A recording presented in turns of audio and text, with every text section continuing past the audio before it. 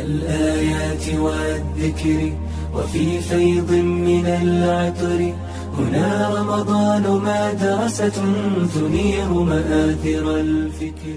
بسم الله الرحمن الرحيم. الحمد لله الذي أتقن بحكمته ما فطر وبنى وشرع الشرائع رحمة وحكمة طريقا وسننا. أحمده على فضائله سرا وعلنا، وأشهد أن لا إله إلا الله وحده لا شريك له، وأشهد أن محمدا عبده ورسوله الذي رفعه فوق السماوات فدنا. صلى الله عليه وعلى صاحبه أبي بكر القائم بالعبادة راضيا بالعنا، وعلى عمر المجد في ظهور الإسلام فما ضعف ولا ونا، وعلى عثمان الذي رضي بالقدر وقد حل في الفناء الفنا، وعلى علي القريب في النسب وقد نال المنى، وعلى سائر آله وأصحابه الكرام الأمنا وسلم تسليما كثيرا ثم أما بعد. Благодарноста му припаѓа на возвишениот Аллах Азза ва Џел, кој со својата мудрост совршено го уреди она што го создаде и изгради и ги пропиша прописите како милост и мудрост, како јасен пат и правила за неговите робови. Него му се заблагодаруваме субханаху ва таала за неговите благодати и тајно јавно и сведочиме дека нема друго вистинско божество за обожавање освен возвишениот Аллах Азза ва Џел, единствениот кој нема придружник, и сведочиме дека Мухаммед саллаллаху алейхи ва селем е негов роб и пратеник, кого Аллах субханаху ва таала го воздигна на небесите и го приближи до себе. Нека се Аллаховите селам и салават врз него, врз неговиот асхаб Ебу Бекр ради Аллаху анху, кој беше посветен на ибадет и задоволен со искушенијата, и врз Умар ради Аллаху анху, кој се трудеше за воздигнување на ова Аллахова вера, па не ослабна, ниту се поколеба ради Аллаху ан. И нека е салават и селам врз Уthman ради Аллаху ан, кој беше задоволен со Аллаховата одредба, дури и кога му се приближи неговата смрт. И врз Али ради Аллаху таала ан, блискиот пород на Аллаховиот пратеник Мухаммед саллаллаху алейхи ва селем, кој ги постигна посакуваните добрини и врсите негови членови на неговата фамилија саллаллаху алейхи ва селем и врсите други останати асхаби, табиини и оние кои ги следат во хајр и добро све до судниот ден. Зборувавме, браќа, за 4 вида на ибадети кои се посебно вредни, кои посебно се бараат во овој месец Рамазан. Од нив го спомнавме и оној ибадет кој е задолжителен, а тоа е постот во овој месец. Денеска со Аллахова дозвола ќе зборуваме за категории на луѓе во однос на овој пост, што значи на кои категории на луѓе му е обавеза да постат, на кого не му е обавеза, на кого му е харам да постит и на кого му е свеено дали да постит или не. Значи, ќе се подсетиме на овие категории, а денеска со Аллахова дозвола ќе спомниме 5 категории. Прва категорија е најбројната, а тоа е муслиманот, кој е полнолетен, кој е разумен, кој е присутен, значи не е патник, кој е способен за пост и кој е без пречки. Овие се шартој за кој ќе исполни, него му е задолжителен постот во неговото време и во својот ден. Значи не сме да го остави за покасно или да го остави за други ден или пак и да нахрани сиромашен.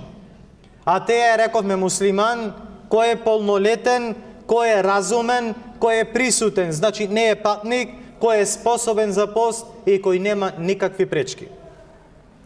Него му е, рековме, задолжително да постит према Кур'ан, према суннетот на Мухаммед салаллаху алейхи веселем и према едногласноста на исламските учењаци. Возвишениот Аллах азза ва џелле вели: شهر رمضان الذي أنزل فيه القرآن هدى للناس وبينات من الهدى والفرقان.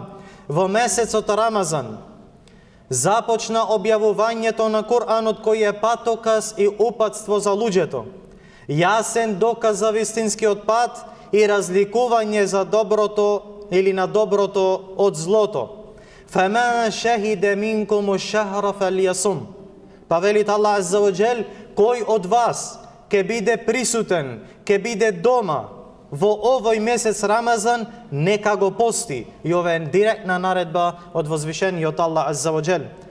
Аллаховиот пратеник Мухаммед салаллаху алейхи ва селлем рекол: "Ида раъейтумул хилала фасуму", кога ќе видите младата месечина, тогаш постите. И ова е наредба од Мухаммед салаллаху алейхи ва селлем.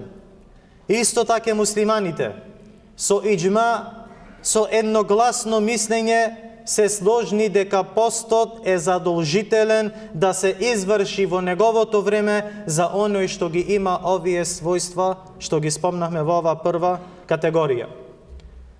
Што се однесува до немуслиманите, нив не им е задолжителен постот, ниту нивниот пост додека би постеле би бил исправен.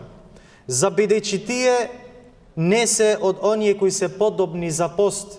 Рековме прво мора да биде муслиман, а второ тие немаат искрена намера. Додека неверник примат ислам во текот на Рамазан, как што се случи сега и блиску овде ке нас, алхамдулилlah, ако неверник примат ислам во текот на месец Рамазан, тој не е должен да ги напости претходните денови во кои не постел.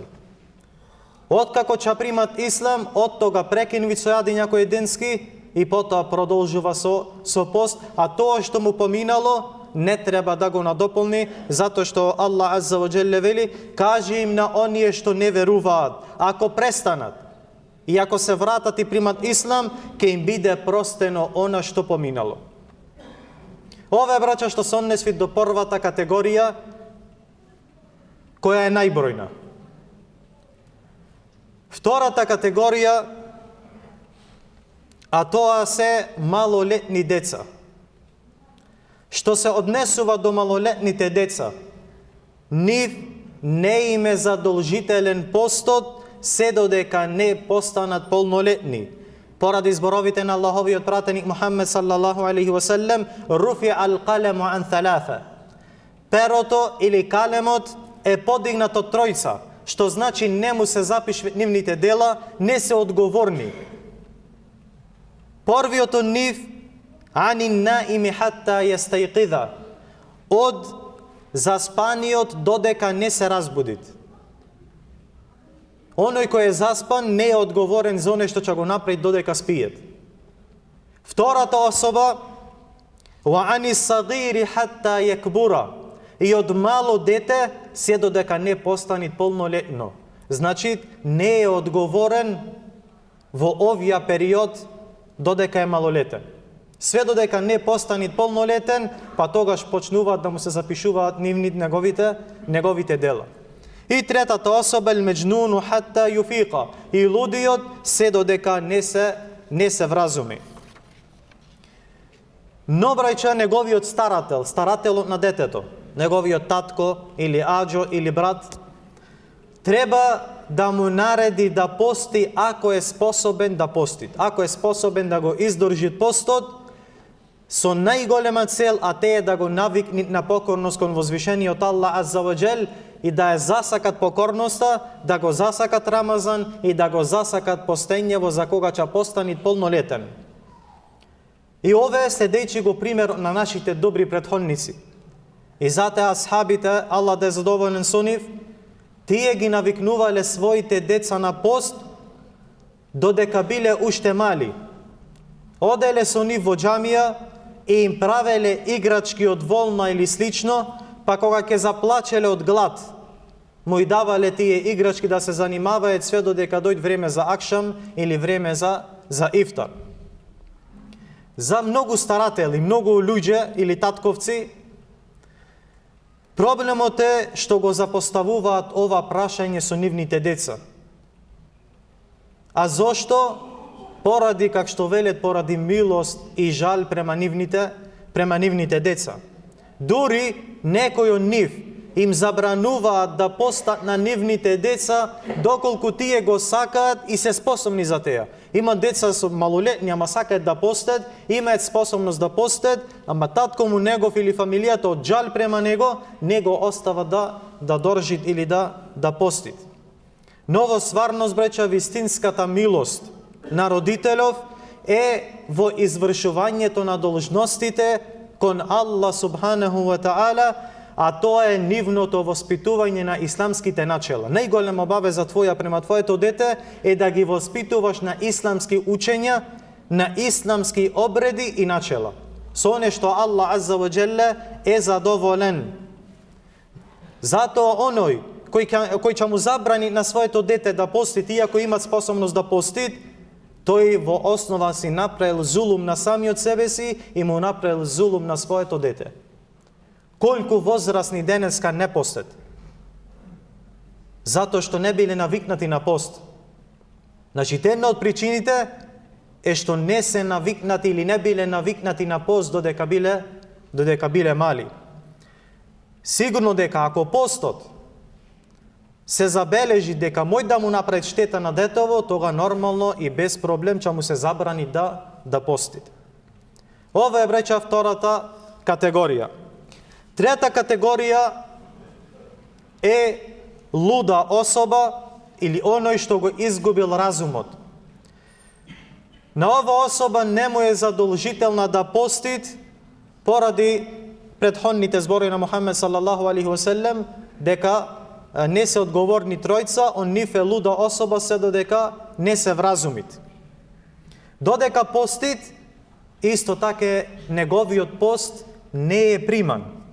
Зошто? Затоа што тој немат разум со кој би го сватил овој ибадет и немат во него намера, искрена или чиста намера, дека треби да постит. А Мухамед салаллаху алейхи ва селем велит: иннемел а'малу биннијат, навистина делата се ценат према намерата.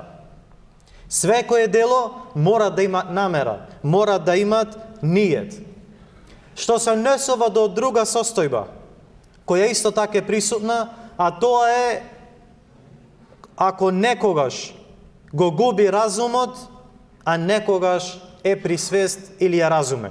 Во овој случај, исламскиве учењаци велат дека кога ќе се врати, кога ќе се вразумит, тога му постанвит обавеза да постит. Имат состојба кога во денот инсан се губи одредено време, но одредено време при себе и е разумен. Па затоа, кога е разумен, од тогаш морат да прекинат со јадење и со пиење. А додека кога не бил разумен, не е одговорен за теа. Нити треба да го напости, нити треба да нахрани сиромашен.